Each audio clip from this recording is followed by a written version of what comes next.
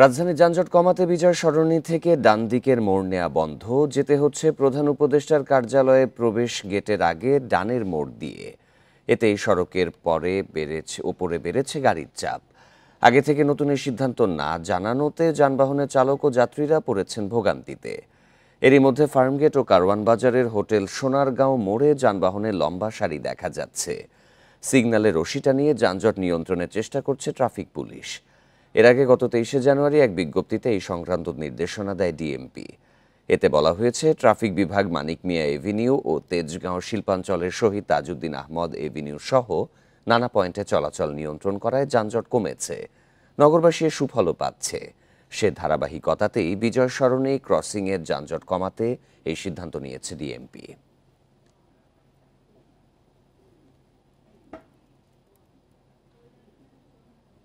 এ বিষয়ে আরও জানাতে রাজধানীর বিজয় সরণি মোড় থেকে যোগ দিচ্ছেন সহকর্মী আদিলুর রহমান। আদিলুর, অনেকেই নতুন সিদ্ধান্তে যানজটে ভোগান্তি বাড়ার শঙ্কা করছেন। আজকে সপ্তাহের প্রথম কার্যদিবসে পরিস্থিতি কেমন দেখতে পাচ্ছেন?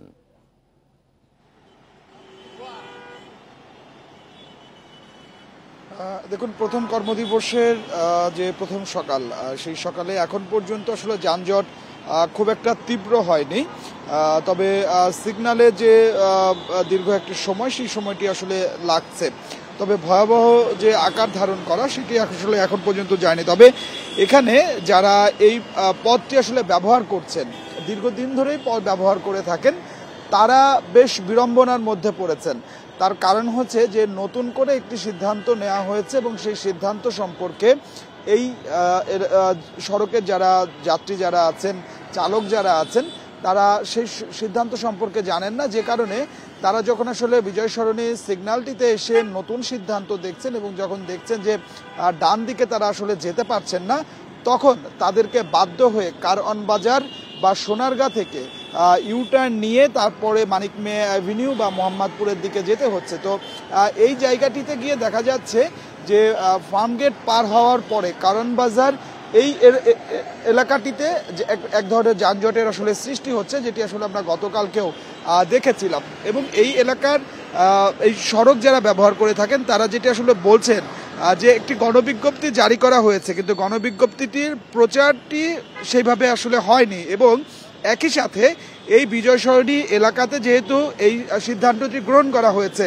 এখানে ব্যানার টানানো যেতে পারত, এখানে মাইকিং করা যেতে পারত, সেই কোনো কিছুই আসলে ঢাকা মেট্রোপলিটন পুলিশের পক্ষ থেকে করা হয়নি। যে কারণে তাদেরকে এই সড়কে বের হয়ে ভোগান্তির মধ্যে পড়তে হয়েছে। আপনাকে একটু বলে রাখি যে জাহাঙ্গীর গেট থেকে যে যানবাহনগুলো বিজয় সরণির দিকে আসবে, বিজয় সরণি থেকে ডান দিকে মানিক মিয়া অ্যাভিনিউ বা মোহাম্মদপুরের দিকে চলে যেত যে যানবাহনগুলো, সেই যানবাহনগুলো এখন ডান দিকে সে মোড় নিতে পারছে না।